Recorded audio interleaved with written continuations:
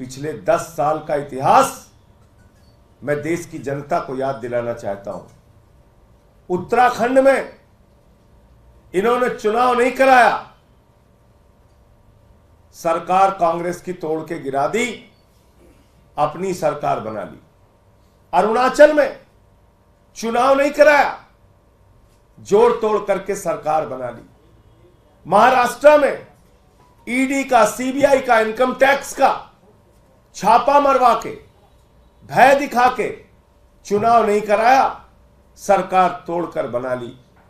गोवा में मात्र 13 सीट होने के बावजूद जोड़ तोड़ करके सरकार बना ली।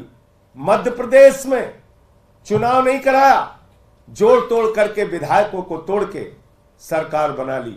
कर्नाटक में चुनाव नहीं कराया, जोड़ तोड़ करके विधायकों को खरीद फरोख्त करके सरकार बना ली।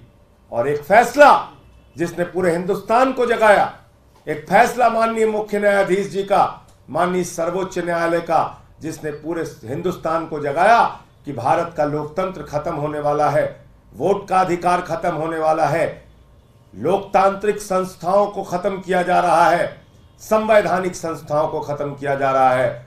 उसका जीता जागता उदाहरण आप देखिए, ये चंडीगढ़ के चुनाव में कैसे लोकतंत्र की हत्या की गई थी। मैं चाहूंगा ये वीडियो आप देखेंगे तो आपको याद आ जाएगा। उसके बाद सूरत, और अब पूरे देश में इसी बात की तैयारी है। बीजेपी ने वोटों की चोरी करते हुए हेरा फेरी से मेयर का चुनाव जीता, वो आपको इस वीडियो में दिखाते हैं।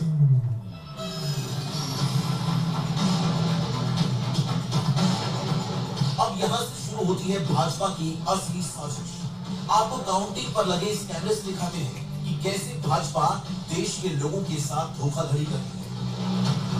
भाजपा के पीठासीन अधिकारी 36 वोटों की काउंटिंग शुरू करते हैं और पहचान कर इंडिया गठबंधन की वोटों को खराब करने के अपने प्लान को अंजाम देते हैं। जिन वोट पर कुछ नहीं करना था, उन्हें जल्दी साइन करके आगे बढ़ा रहे हैं। अब आई आम आदमी पार्टी के पार्षद की वोट। बेईमानी करनी थी तो थोड़ा सा रुके, ऊपर देखा कि कोई देख तो नहीं रहा है, और फिर चुपके से पेन से डॉट मार के वोट को खराब कर दिया। फिर बीजेपी की वोट आई तो आराम से आगे बढ़ा दी।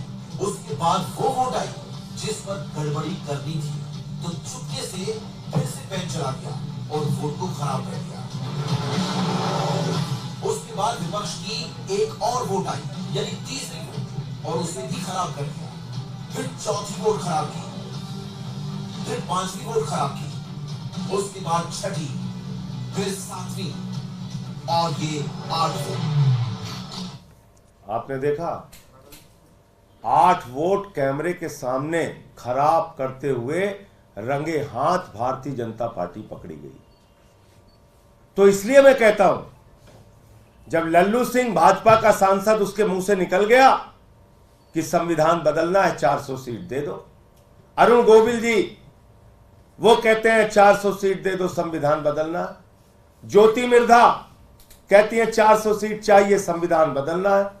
अनंत हेगड़े भारतीय जनता पार्टी के केंद्र सरकार के मंत्री रहे, कहते हैं 400 सीट दे दो, संविधान बदलना है।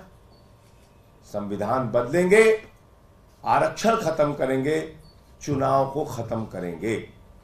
और यही इस बात का उदाहरण है जो आपके सामने हमने दिखाया। चंडीगढ़ में हुआ, सूरत में हुआ, अलग अलग राज्य सरकारों को पिछले 10 वर्षों में तोड़ तोड़ के गिराया गया। ED, CBI, income tax department, हमने तो नारा दिया है, भाजपा के 3 है भाई, मुझे कॉल भी दिया जाए। ED, IT, CBI. हमारे साथ